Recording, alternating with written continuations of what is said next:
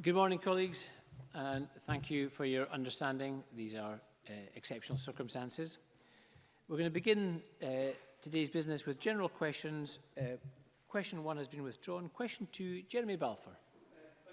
Officer, to ask the Scottish Government what action NHS Lothian is taking to recruit additional clinical staff in the light of recent ISD figures suggesting that 1 in 3 young people in the area are waiting over a year for mental health support.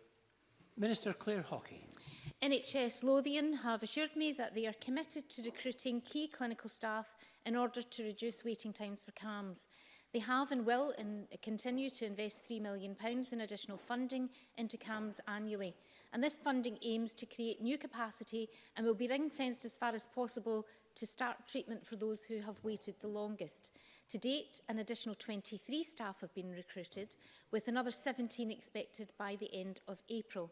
Currently, the CAMHS additional workforce includes a range of clinical professionals from psychology, nursing and occupational therapy, and they will aim to recruit a cohort of administration staff to support and develop local service activities, all of which will ultimately improve current waiting times for children and young people seeking the services provided by CAMHS.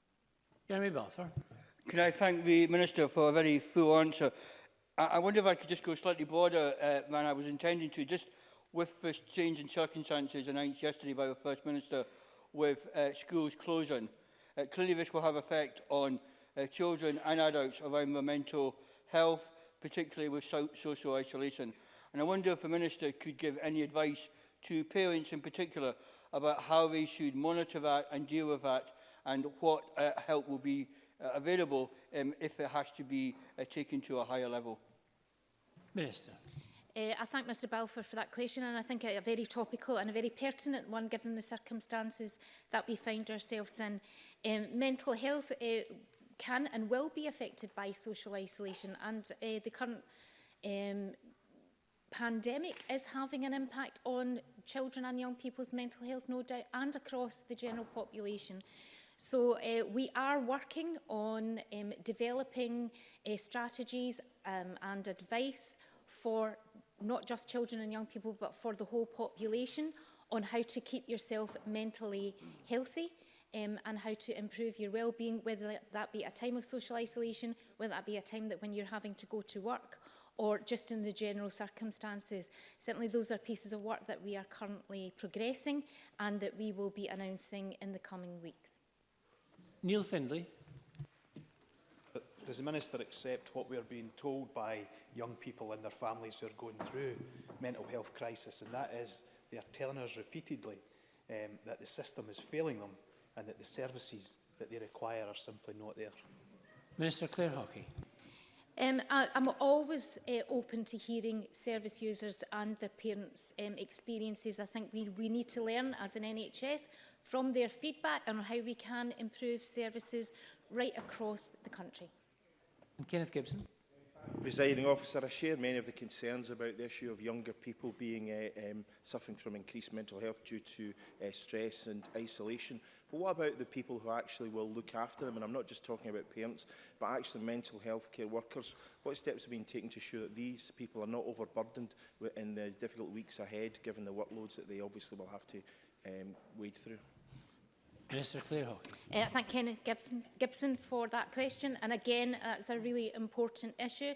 It's one that we are looking at as we speak, looking at how we can develop support and guidance for our staff, mental health staff, but NHS staff right across the piece. There will be changes to how services are delivered, and we are working with NHS managers to ensure that staff feel supported dealing with those changes. Thank you. Questions 3 and 4 have been withdrawn. Question 5, Angus MacDonald. To ask the Scottish Government what progress has been made on discussions with Falkirk Council and West Lothian Council regarding upgrading the A801 Avon Gorge crossing. Minister Paul Wheelhouse. Falkirk Council are leading the delivery of this scheme and are responsible, along with West Lothian Council, for ensuring that the business case remains robust and for setting the final timetable on delivery, which is expected to come forward in 2021. Transport Scotland officials remain in dialogue with council officers to ensure that an agreement can be reached between all 3 partners but my colleague, the Cabinet Secretary for Transport, Infrastructure and Connectivity, will be seeking assurances from the respective councils that they remain committed to delivering the project and have in place the necessary funding to do so. Angus MacDonald. I thank the Minister for his reply. He'll maybe be aware that another accident recently occurred on the A801 near the Avon Gorge with one person taken to hospital. He'll also be aware that the final report of the Strategic Transport Project Review in October 2009 advised that upgrading the A801, improving Grangemouth connectivity with the M8 would see a reduction in accident rates of around a third. Given that this shovel-ready project is scheduled for a 2021 start as part of Falkirk Council's second cluster of investment under TIF, will the Minister agree to ensure the upgrade of this road as scheduled, given the importance of Grangemouth to Scotland's economy and the dire need to reduce accidents at this stretch of road? Minister Paul Wheelhouse. Well, certainly at the outset I want to recognise the point that Mr MacDonald said about the serious accident that took place and most recently on the 10th of March, and I share his concern about that and recognise the point he's made that the importance of this road to the local economy and community in Falkirk. It's important, given the passage of time, that the business case for the scheme remains robust and offers value for money in economic terms, and that's to ensure the project will still deliver on its anticipated benefits, which are obviously Mr MacDonald's alluded to, and delivery on the scheme objectives. Mr MacDonald and local stakeholders may be aware that there has been work done to revise the costings of the project, and therefore Scottish Ministers wrote to Falkirk Council as far back as 2015 to confirm we would provide 50% contribution towards the scheme. The last estimated cost provided by the Council for the scheme was approximately £32 million in May 2018. It is my understanding that these costs have recently been reviewed, and the Cabinet Secretary awaits further detail of that before proceeding. In line with normal procurement rules, the contract to construct the scheme will be subject to a competitive tendering process, which will be managed by Falkirk Council itself. Thank you very much. Question 6 has been withdrawn. Question 7, Alec Rowley. Officer, to ask the Scottish Government what plans it has for addressing potholes on Scotland's roads. Minister Paul Wheelhouse. Thank you. We note the challenges facing road maintenance across the network and the importance of a safe, well-performing road network. The Scottish Government expects to invest £471 million in managing, maintaining and safely operating the trunk road network in 2020-21, as set out in the budget. Local roads maintenance is the responsibility of local authorities who allocate resources on the basis of local priorities. Despite £850 million real terms cut by the UK Government to Scotland's discretionary resource budget since 2010-11, we have ensured that local government receives a fair funding settlement that supports vital public services. Alec Rowley. I wonder if the Minister would look at having discussions with COSLA and looking at a more planned approach, a more planned economy, if you like, in terms of taking a strategic approach that would see resources being pulled together, working with companies, creating the jobs that are needed, and addressing the skills gaps and actually getting our roads fixed. I think it's something like £55 billion worth of road repairs, because the poorest people who have cars because they need cars, those cars then get damaged as a result of the potholes.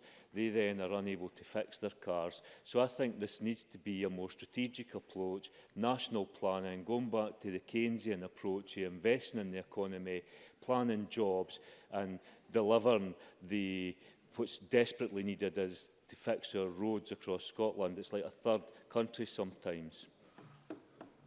Minister Paul Wheelhouse. Well, I recognise the importance of this, obviously, at a local level, and Mr Rowley has touched on a number of points there in terms of the impact it has on individuals. Clearly, we do recognise there are impacts on vehicles and individuals, and also for the point of view of encouraging active travel, cycling, obviously the importance of the road surfaces to ensuring the safe conduct of cycling in our local roads is obviously important.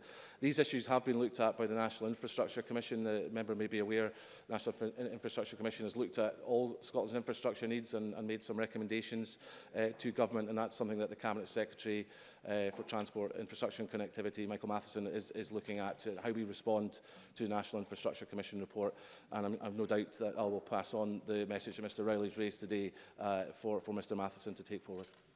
Annabel Ewing. Thank you, Presiding Officer. Potholes are indeed a problem in many parts of Cowdenbeath constituency, including in Benarty.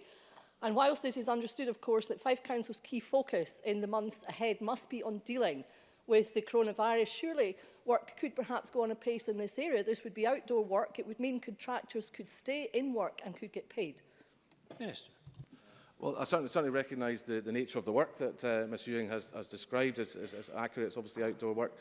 These are matters obviously led by local authority. We have to trust that the local authority in this case will make sensible decisions about how to take forward work to repair the roads. It's obviously a key priority, but as Annabel Ewing herself has recognised, local authorities face a significant challenge at this time, and I think we have to trust them to make sensible decisions as to how they deploy their resources at this most challenging of times. David Stewart.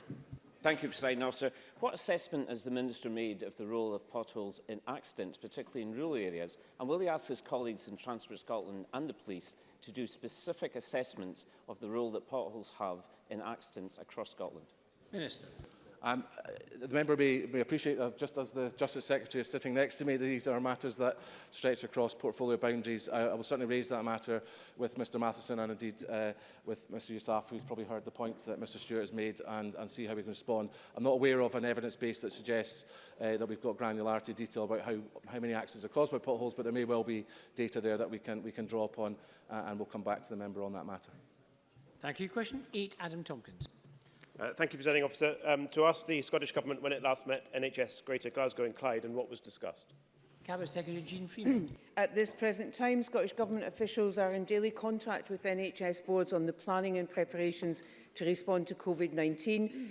NHS Greater Glasgow and Clyde, the Oversight Board on Infection Prevention, Management and Control, continues and will continue its work whilst we respond to COVID-19. It is chaired by the Chief Nursing Officer, met most recently on the 19th of February and again on the 5th of March.